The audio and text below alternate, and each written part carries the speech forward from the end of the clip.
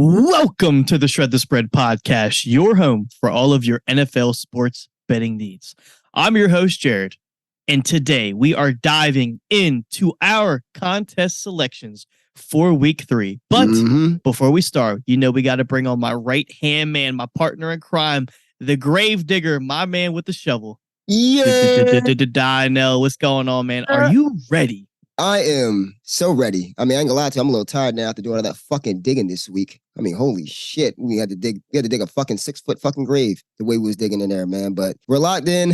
We're tired, but man, we trust me. I can say we went all out for you guys this week. All out for you guys this week. We definitely exerted as much energy as it took to get our picks done, but I believe we found the ones that are the winners. So for the first week, just to recap the contest, we went 3-2. We were 2 plays on each game away from 5-0. Very devastating. However, we did bounce back last week and went 4-1. So we are looking for our 3rd winning week to start the season. Dino and I are in, for those of you who haven't figured it out yet, we are in a season-long contest. These contest lines lock on Wednesday. We have to pick 5 games against the spread, and we are competing against a roughly 6,500 people. So we're sitting in 300th right now, 372nd to be exact. Which is insane. And we have 5 picks for you guys. So a winning week would do us wonders. A lot of people took a bye last week, so we did take advantage of that by going 4-1. But without further ado, let's get right into it. Here we go. All right, here we go. So in all likelihood, Deshaun Jackson's going to at least get a return. Deshaun Jackson gets a block. Are you kidding? Way downtown. Oh, what a shot from Curry. That is a disgusting act by Randy Moss. Leading us off, the leadoff batter for the week 3 contest, Donnell and I are going with the Denver Broncos plus 6.5 against Miami. Dino, I've been rambling on, so why don't you go ahead and give us a quick breakdown of why we're taking the Broncos? Well, let's look at it, right? Honestly, me and Jared both feel like this line was kind of inflated. The Denver Broncos defense was kind of a letdown last week against the Commanders, and vice versa. Both of those defenses kind of had a letdown week, and we believe the line is definitely inflated because of that. Let's be honest, guys. This defense is still second to none. This defense only gave up 17 to 18 points per game last year as a whole. They had a repeat performance week 1 against the Raiders. Too bad they gave up 17. Too bad they only scored 16 instead of 17. But at the end of the day, this defense is still is decent as well. Pat Surtain is still out there, and I'm actually prepared for a closer game than a lot of people think here. Tyreek Hill might get 2,000 yards, but today will not be a component to that. Yeah, we really believe this is a Broncos team that's borderline desperate. They have to win this game. And with a team that's playing with their heart out, we're going to take the 6.5. We're getting it just shy of a touchdown, obviously, but this does cover us for overtime.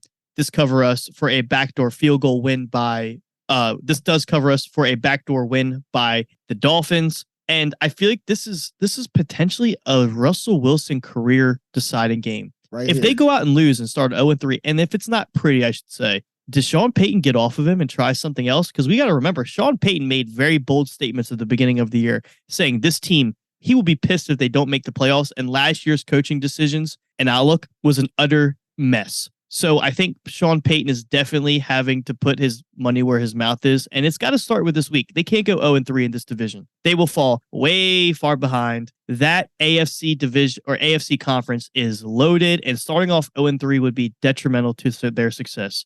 So we're going to take the Denver Broncos plus 6.5 in a desperation spot. So that moves us to the second game. We are taking a favorite on the road. I know it's ugly, but we are backing Mac Jones and Bill Belichick minus 2.5 against the Jets. This is a similar circumstance. If you guys can follow the trend, Patriots also 0-2. And if we do our research, Zach Wilson seems to struggle consistently, and not that he outplays any team, but he does consistently struggle versus the Patriots. Is it the coaching? Is it the defensive scheme? Is it all of the above? Most likely. But we do have to recognize that Bill Belichick is staring 0-3 in the face if he does not win this game. They are favored. I think they handle business. This isn't going to be a pretty game by any means, I wouldn't be surprised if this is like a 14-10, 17-13 type of game. I do think the Patriots cover. That's obviously why we're taking it. And this total is very low, so it's very telling. I don't think the Jets are going to put up many points. We have no reason to trust Zach Wilson. What are your thoughts on this, Dino?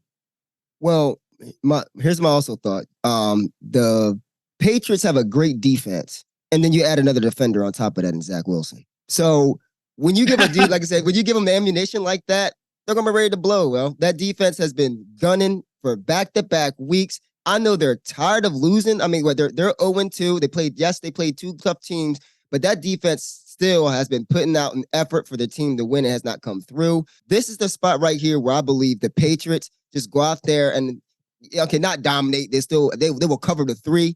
But at the end of the day, too, Bill O'Brien is here. An actual offensive coordinator is in New England. And I can't stress that enough. I said this plenty of times before. This is a difference for Mac Jones. You've seen it. I mean, yes, you might not have seen it consistently, but you've seen it in moments at the end of halves against the Philadelphia Eagles. You've seen it last week. And to be honest with you, how many points are the Jets going to score? They can't depend on a slant from Garrett Wilson to go for 72 yards every week. So, hey, man, to me, this is a knock on wood, no-brainer. The Jets have struggled against the Patriots year after. I mean, they've been owned. I mean, I'm gonna take Aaron Rodgers' term. I mean, the Patriots have owned the Jets in recent memory, and it's just another bad luck, man. I just wish Aaron Rodgers was actually playing. I'm actually would have been a good game. Yeah, I think another big thing is obviously last week the Jets let up 30 points to the Cowboys. And obviously the Cowboys are a very good team, but a defense that should be elite. They should be keeping their team in the game and at least a suitable outcome, 24 points-ish. 30 points is a lot for any team to put up. So I will say maybe this defense is not as good as we thought, but we also got to see like Salah's decision-making. It doesn't seem very fluent. It's not on par as to where the Jets are. So that may handicap them, but Donnell and I do like the Patriots. We've been on the Patriots all week, so we're not gonna overthink it. We're just gonna take the Patriots minus Brody. 2.5. Hey, real quick. How many receiving yards did CeeDee Lamb have last week against Sauce Gardner and that top-notch defense? Ooh. I don't remember. I think I know it was like 130, 140, something like that. Exactly. 143 receiving yards. I think 11 receptions. Yeah. 11 receptions. So so it wasn't even like one big play. Yeah, they're vulnerable. Yeah, when like I said, when you got Zach Wilson playing defense too, they're definitely vulnerable. That shit hurts. And I think the problem with the Jets is the defense is going to be on the field a lot. So they're going to get tired. They're going to be susceptible for big plays. And we've seen Mac Jones. I mean, he looked good versus the Eagles. He gave the Patriots a chance to win that game. And I mean, the Dolphins, they were hanging around. Dolphins score late. So, it is what it is. We're going to put our money on Mac Jones to not go 0-3, but mainly I think this is a Bill Belichick bounce back spot. So let's go to the third pick of the week. And this one is, I know what you're saying. I know what you guys are going to say. Again, you're no way you're going for it again. Yes, we are. The Houston Texans plus 9.5. We know. We can't stay away. We cannot stay away. Fuck it. But Trevor Lawrence against the spread in his career as a favorite is 0-4 against the spread. The Texans are plus 9.5. This number in our contest is 9.5, but this number has been bet down to 8.5. So it seems as if we have some sharp money on our side, which is always a plus. And to be fair, I know, drawing a blank. We're talking about the Texas defense, or are we talking about the offense here? I know CJ Stroud has had a lot of garbage time yards versus last week, but that's what you want to see. You want to see your quarterback is capable of picking up the garbage yards. The quarterbacks that came and pick up the garbage yards, if CJ Stroud went out there and laid an egg in garbage time, I would be highly concerned. But yes, I know he had over 300 yards passing, and some of it was against shell defense, but we know that he can throw a good ball. This team is getting healthier. We are hoping that Laramie Tunsil plays. That's a big key. If he plays, then I love this even more. But this is just such a large number, and this just seems like a letdown spot for the Jaguars. I think the Jaguars win, but it's going to be very ugly. Yeah, I think Nico Collins and CJ Stroud have been on the same page, and you have Robert Woods, who has kind of resurrected. He has become the safety blanket on third down. So we have a deep ball threat to Nico Collins. We have the safety blanket to Robert Woods. What else am I missing from this, Dino? I mean, not really much, man. Like I said, I don't really have much to really add on it. I feel like this Texas team is very, very sneaky. They're going to be, like I said, they're going to be around that double-digit area a lot this year. They're going to be, like I said, they're going to be a good play. We believe there's a good play this week. Just kind of ride on it. We'll see. We're going to hit one. Like I said, we didn't hit the first one. We're going to hit this one. Yeah, the Texans are bound to cover. And I think one thing that kind of does ease the pain of taking this pick is we saw how brutal the Jacksonville Jaguars looked in the red zone last week. Very brutal. I don't know if it was the play calling. I don't know if it was just execution. I guess we'll find out here. I don't know. The Jaguars coming off a weird loss. The offense didn't look all that. And I mean, to be fair, the Texans defense looked suitable against the Ravens in week 1. So, I mean, I think this is a team that's young. They're only going to get better as the year goes on. And I think this number is just way too high in the contest not to take. So call us fools. It could be a trap, but we're going back to the well. The Houston Texans plus 9.5. If you thought that one was ugly, you might. I think I can one-up you here. So these are one of the plays that Dynell and I went back and forth for, I'm no kidding, right before we went live, an hour. So yeah, this one was the last one in, but for good reasons. This was the one we dug into the most. And we just thought realistically. And that play is the Browns minus 3.5. Now, I will say at a lot of books, you can get it at -3. Obviously, we would play it on a book at -3 for playing at 3.5 in the contest. But we dug into a little bit, and my number one concern with the Titans team is the offense led by Ryan Tannehill. And the Browns have the statistically ninth best passing defense in the league. And we brought it up on the preview show. The Browns have not ran a defensive play in the red zone. They obviously had that 71-yard touchdown from Pickens, but they have not had a ball snapped in the red zone this entire year. That defense is no joke. And I think a point that Dynell was making was if they really rely on Derrick Henry, is that the worst case for the Browns? It's really not. We are really trusting this defensive line. Myles Garrett, Zadarius Smith. You have the secondary playing lights out. I really like the spot for the Browns, but Dynell, I mean, you could probably say it better than I could. Man, listen, I'm gonna put one little fact in here. Y'all thought we was crazy when we had them winning week 1 -2. What was the line? Was it plus 2.5 Browns against the Bengals week 1? Oh yeah, we took the Browns. Yeah. You thought we were crazy. We delivered there. Like I said, this Browns team. I mean, this got to be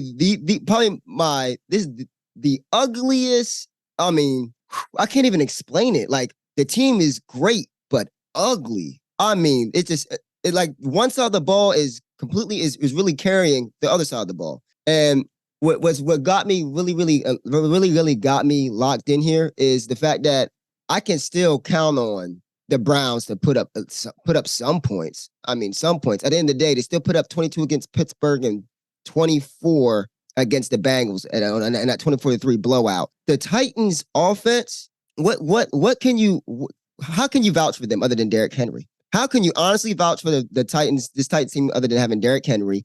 Oh yeah, Peter Skoronski, the rookie left tackle they drafted, he's out as well. So that doesn't help the O-line. DeAndre Hopkins? Yeah, he's banged up. Yeah, DeAndre Hopkins is banged up right now. He's limited. I mean, he didn't even practice today. Today. DNP. So you know what direction that's heading towards right now. It's really, really hard in a scenario to see me where I'm like, okay, the Titans will put up 13 points, 10 points. It's really that hard for me to picture. You can say, yeah, you could argue Treylon Burks, but he's hit or miss. He's about 3 or 4 receptions he's 3 or 4 receptions a game. Where's all the other offense output coming to? You still have Ryan Tannehill. I mean, this is literally, we've seen this story before numerous times. Ryan Tannehill and Derrick Henry. Now Ryan Tannehill has no receivers, so it's literally just Derrick Henry. I'm gonna take my shot. Like I said, this defense is really gonna hold this Titans defense down. I mean, I feel like they're gonna be obliterated, and I can see this Titans defense giving up some big plays. They're susceptible to big plays, so that's what I'm banking on. But definitely with this -3.5. Yeah, I really think this is a good spot for the Browns, and I know we're going against the rules of laying the hook, but I'd rather lay the hook at home than on the road. So I feel like if we're going to bend the rule and go against the grain, this would be a spot where we have to, like Dynell said, the Titans are going to rely on Derrick Henry, and that might not be the worst thing for this Browns defense. I think they have the capability to keep him under 100 yards, and as crazy as that sounds. And what's the strength of the Browns offense? It's running the ball. Ford looked very good when Chubb got hurt, and then they signed Kareem, who already knows the offense. It's not like this guy hasn't been on this team and in the system before. He's going right back in, might be a little rusty, but as long as he's been doing his workouts for the offseason, he's going to fit right back in. He's going to understand what's going on. And that's the thing about football. A bad team on the same page is better than a good team on the wrong page. So amen to we're going to take the Browns here, -3.5. It's ugly. Just bet it, close your eyes, and check the score at the end of the game. It's going to be like the Browns win by like 5 points. So, well, hopefully, cross your fingers. Hey, Jared, you mind if I get this last one? You mind if I get this last one? Okay, listen. You know, this is very. I will give you the honors, my friend. All right, everybody. I come to you happy, but very, very disappointed that this is probably one of the better lines and all throughout the contest. And y'all know how I feel about the Las Vegas Raiders. And we're taking these motherfuckers -2.5 against the Pittsburgh Steelers. Why? Why the fuck would you do that? This is an anti-Raiders podcast. Why are we doing that? This is an anti-Raiders podcast. Doneasy, you can't even stand, y'all can't stand Josh McDaniels, and Doneasy, you hate them the most. Well, guess what? I don't care. That doesn't get in the way of me making money. And I want y'all to know that right now. Give me a situation for the Steelers right now. I feel like the public is very, very high on the Steelers, +2.5. They just won last week. They beat the Browns. Yeah, da-da-da-da. How many touchdowns did that offense have? One. How many yards was that one? How many yards was that touchdown? 72 yards. Many. Yeah, too damn many. George Pickett the Pickens. Yay, they finally connected. On the 72 yards, 1 touchdown. Other than that, ass. Straight ass. Najee Harris. And I know, guys, y'all remember me talking about this. Najee Harris had 4 rushing yards against the 49ers. He had 10 last week. What is going on?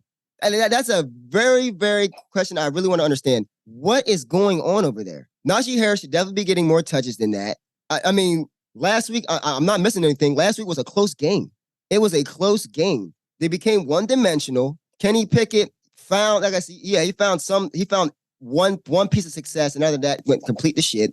And the defense got all the glory last week. So I'm telling you and I'm begging you, but in the bottom of my heart, I know I hate the Raiders, but I can tell you what, they did beat the team 17-16 against the Denver Broncos with a good defense. I'm not gonna lie to you, I don't know what to make of this Steelers defense and that offense. This team has no identity. I don't know what the identity is. So you best believe I'll take a team with the identity, because I can at least say the Raiders will run and play action all day fucking long. They're eighth in rushing yards right now with Josh Jacobs, or around that range. Listen, this is ugly. I told y'all, I dug 6 feet down under to get these picks. Trust me, I dug at the bottom barrel for this one.